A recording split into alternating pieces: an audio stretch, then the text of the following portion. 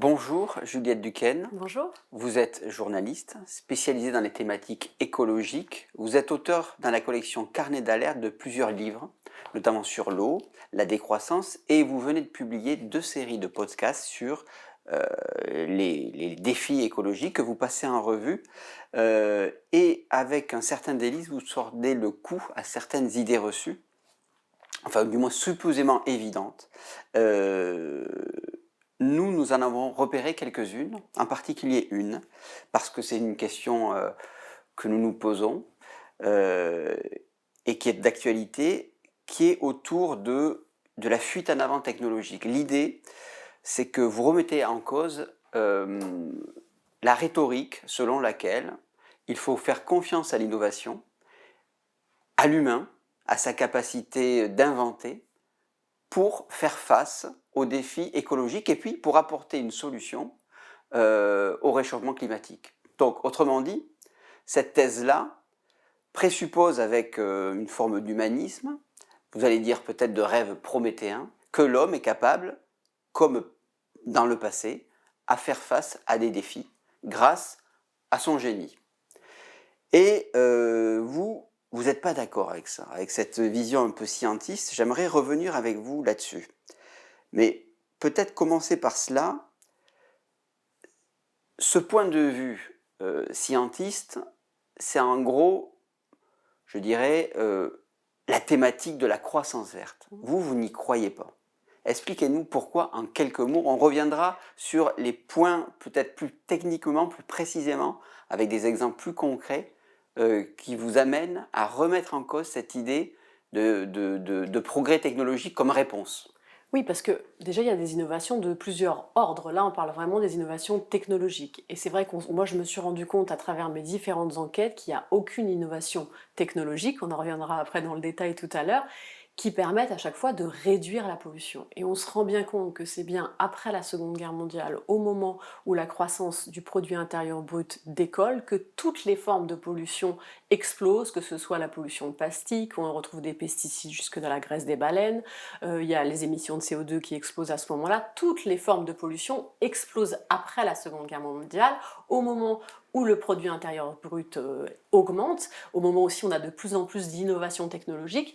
Et aujourd'hui, souvent, pour éviter d'accepter qu'il va falloir que la finitude de notre planète, d'accepter qu'il va falloir, oui, réduire notre consommation de biens, qu'il va falloir accepter de la sobriété, de la décroissance, on pense que des innovations technologiques vont permettre de résoudre nos problèmes.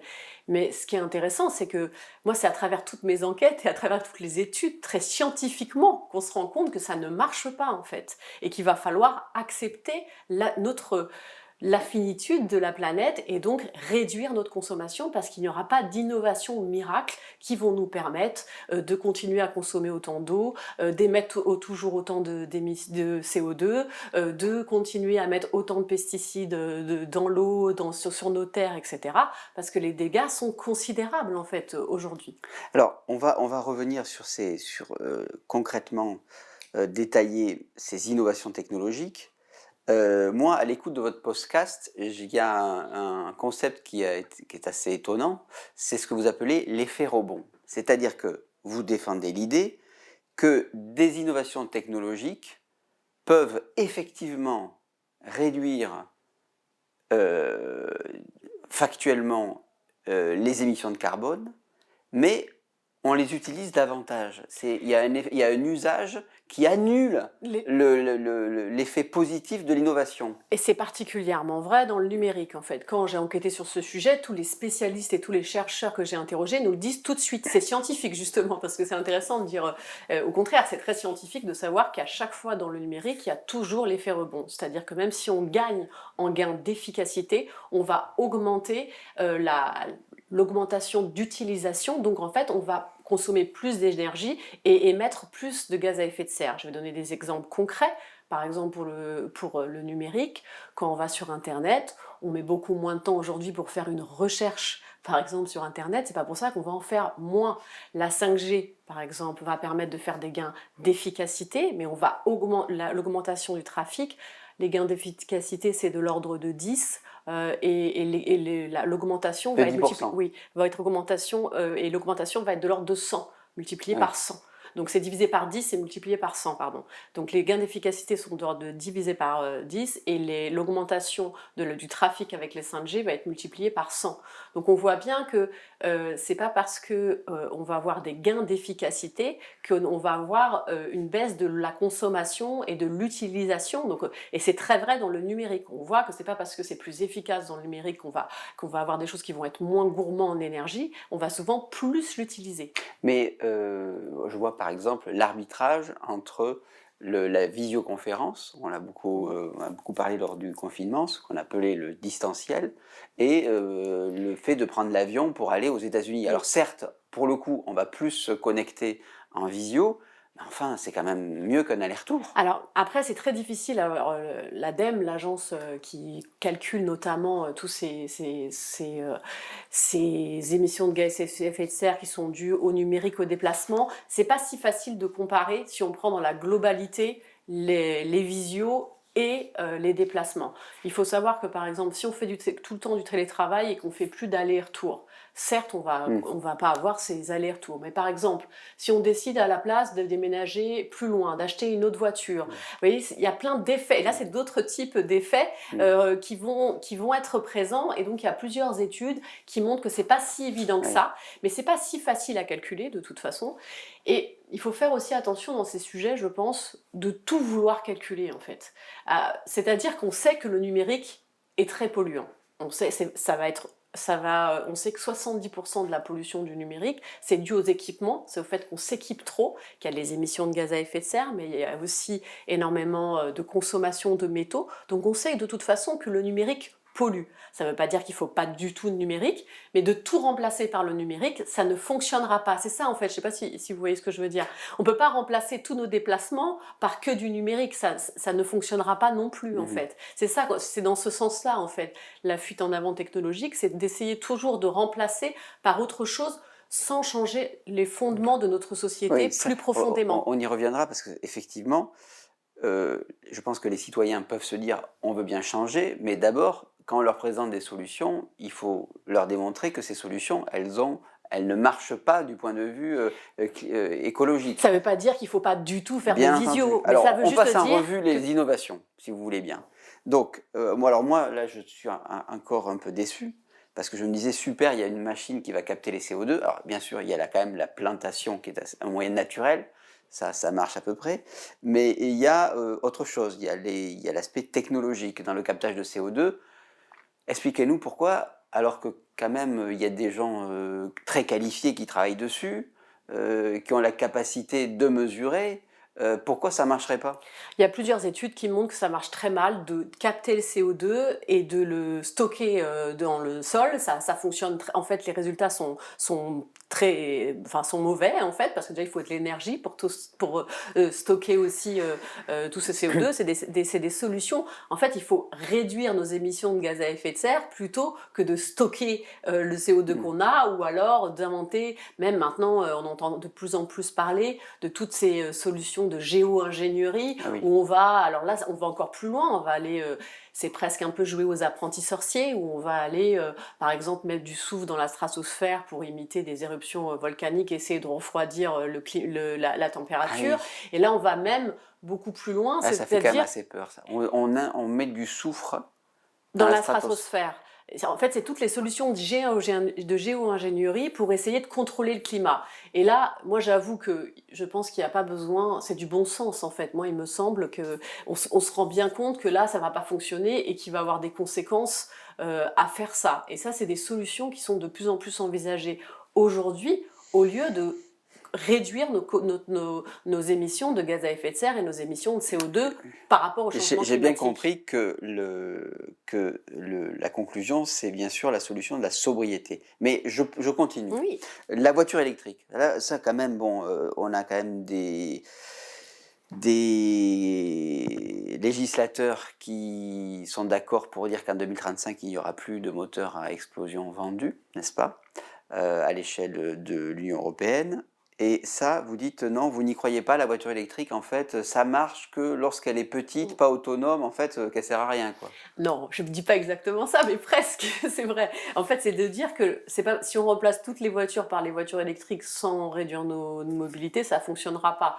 Après, quand j'ai interrogé, moi, les différents chercheurs et lu les différentes études sur ce sujet, parce qu'on peut se perdre très vite sur le sujet de la voiture électrique, en gros, ce qui est ressorti, c'est de dire que si on prend des petites voitures électriques qui sont avec une petite autonomie, pour la ville, ça peut être intéressant parce qu'elles vont pas émettre et du coup polluer la ville en tant que telle. Mais c'est vrai qu'on le sait, hein, toutes les études le montrent, que si on prend le cycle de vie de la voiture complète avec la fabrication, les voitures électriques peuvent être aussi polluantes que des voitures classiques. Donc on sait. Et surtout, les voitures électriques, et c'est le même problème avec le numérique, c'est que ça consomme pas mal de métaux, et on sait qu'on va avoir des problèmes pour les métaux dans ces prochaines années. Le pic d'extraction du cuivre devrait être atteint en 2060. Le cobalt. Voilà, le cobalt, le lithium pour Mmh. les batteries. Il y a aussi l'indium qui est très utilisé là plus dans le numérique, et en 2030, 2035, il pourrait avoir des risques d'approvisionnement.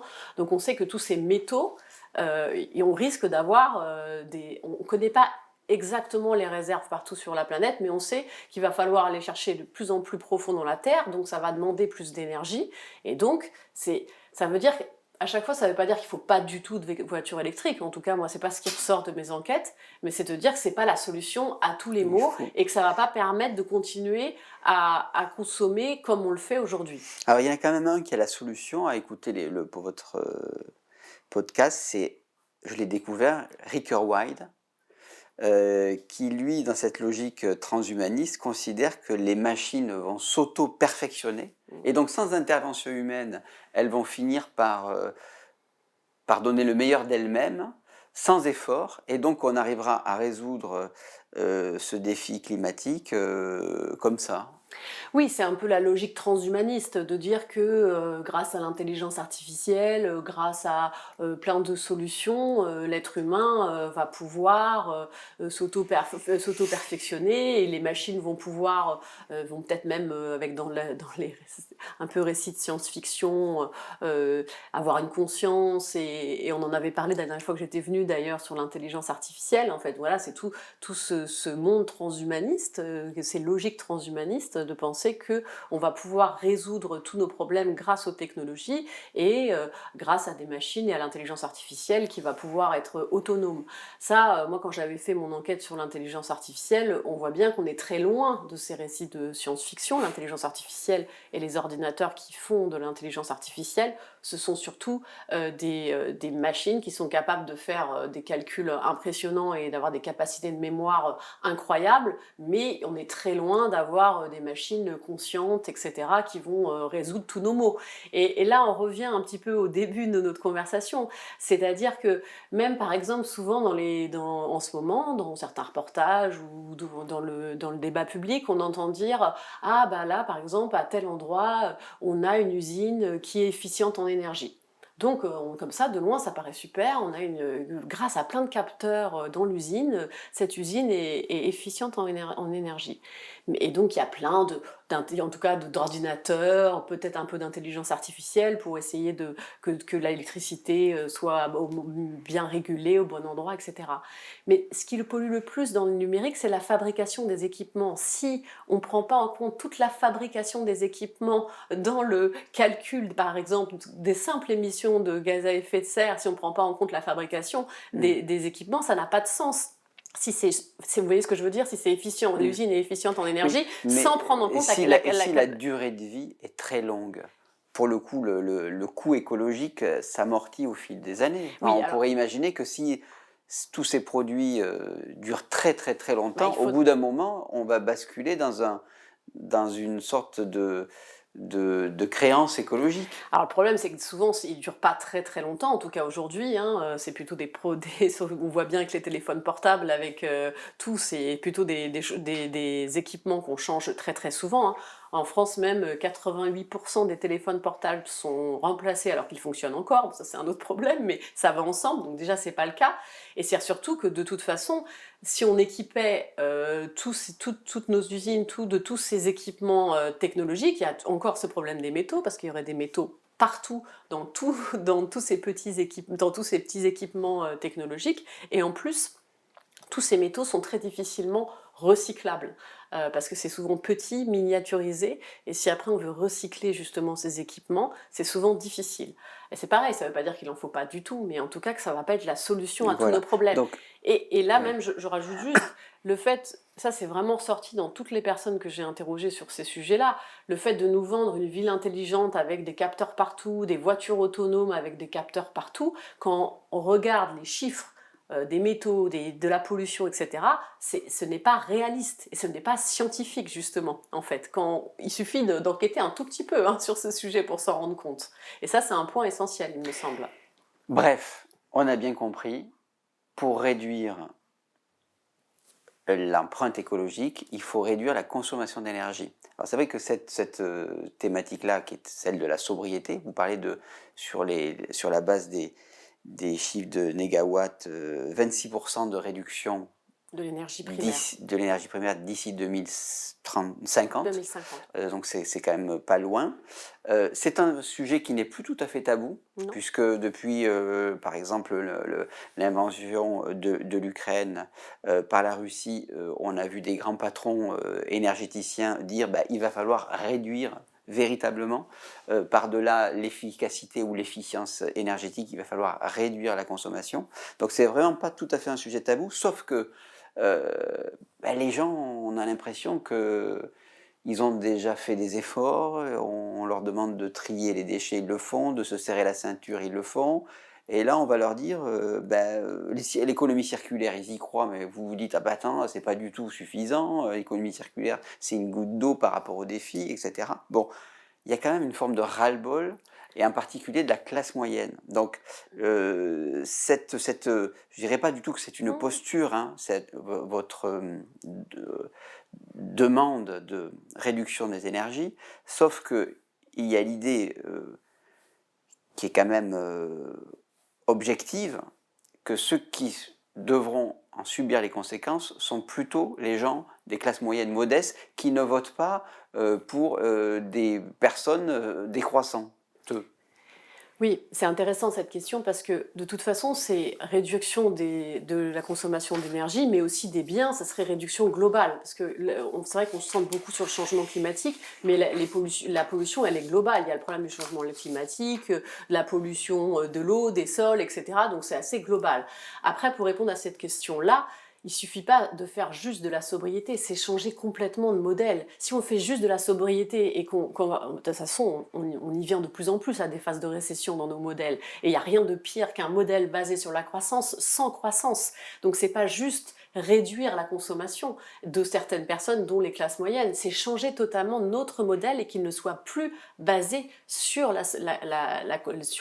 l'augmentation du produit intérieur brut. Donc c'est un tout autre modèle qu'il faut inventer, où l'agriculture et l'alimentation seraient beaucoup plus au centre, où on ne serait pas dans quelque chose où on serait dans les gains de productivité continuellement. Et il faut bien sûr en premier lieu réduire les inégalités, sinon c'est totalement inconcevable pour les personnes de se dire qu'on va être dans un monde où eux ils vont devoir faire des efforts si tout le monde n'en fait pas. Donc le premier point pour accepter une réduction de la consommation, c'est de réduire les inégalités. Sauf que c'est pas ce qui se fait. Eh ben, c'est pas du tout pour ce qui se fait. l'instant, lorsqu'on dit vous avez des réductions d'impôts, lorsque vous lancez dans des travaux d'isolation, etc., ce sont pas les plus pauvres qui en bénéficient. Et donc, je dirais même plus qu'ils le payent parce que l'État n'a moins de recettes. Mais c'est vrai que même au-delà, je trouve qu'en ce moment, là, il y a de plus en plus de gens qui parlent de sobriété, même des fois de décroissance. On a presque l'impression que c'est du greenwashing, presque d'utiliser ces termes-là, si on ne dit pas qu'on change profondément le modèle. Ça veut dire qu'il faudrait...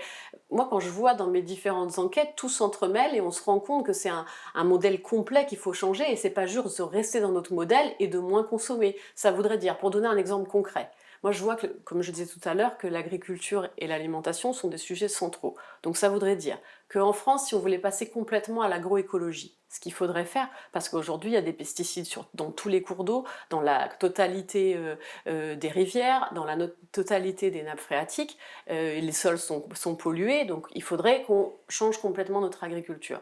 Et ben, si on passe complètement à l'agroécologie, ça veut dire qu'il y a 30% d'emplois en plus dans les campagnes. Si on veut des territoires de plus en plus autonomes énergétiquement et de façon alimentaire, on sait aussi qu'il faut réduire la taille des villes.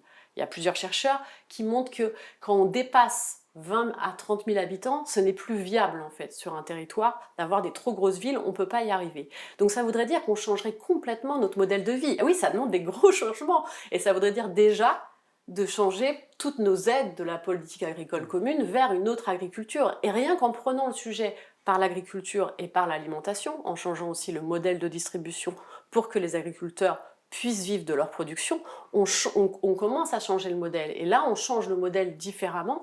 Et ça veut pas dire, ça veut dire forcément à la fin moins de biens de façon globale, mais ça veut dire un changement total de vie en fait, avec des vies plus ancrées sur les territoires, où on aurait peut-être moins de, comme on dit souvent, moins de mobilité, mais peut-être plus de convivialité. Ça serait vraiment des modèles de vie totalement différents. Bien sûr, il faut que les gens aient envie de ça bien sûr, mais ça veut Oui, on reste quand oui, même, on peut pas, cela passe par le processus démocratique. bien sûr, il faut que les gens aient envie de ça, mais ce qui est intéressant, je re-regardais là récemment les études de l'Obsoco, l'observatoire qui observe souvent les conditions de vie et autres, et ils ont des scénarios des différentes utopies, et alors il y en avait un qui datait de 2016, et la décroissance c'était le scénario le plus envisagé par les citoyens. Alors je crois que maintenant ils ont changé les termes, c'est un autre terme, en tout cas les sujets écologiques sont mis en avant. Mais après on voit bien que dans les votes et dans le quotidien c'est différent, mais c'est peut-être aussi parce qu'on parle énormément de changement climatique et d'émissions de CO2, c'est un problème, mais c'est les conséquences de notre système et pas les causes. C'est ça le problème, c'est qu'aujourd'hui on parle beaucoup d'environnement et d'écologie, mais on parle que du changement climatique et des émissions de CO2, c'est un vrai problème. Mais le changement climatique, c'est les conséquences de notre système. On ne parle pas des causes et pas du quotidien des gens. En fait, c'est sur le quotidien qu'il faut changer les choses concrètement des personnes et inventer un autre imaginaire, une autre façon de vivre différente. Et c'est sûr que je pense que pour les gens, des grands patrons de multinationales qui ont des salaires indécents avec des sommes, voilà, on a vu pendant le CAC 40, même pendant la crise, des sommes de dividendes qui ont augmenté, etc., qui parlent de sobriété, il y a quelque chose d'indécent, je pense, là-dedans. Donc c'est dans ce sens-là où ça peut être mal accepté. Mais si on change plus profondément nos modèles, je pense que ça peut être plus accepté et acceptable. Eh bien, ça sera le mot de la fin. Merci beaucoup. Je rappelle vos podcasts qui sont produits par Wave Audio. Wave Audio, 2 séries de podcasts, carnet d'alerte. Merci beaucoup, Merci. Juliette.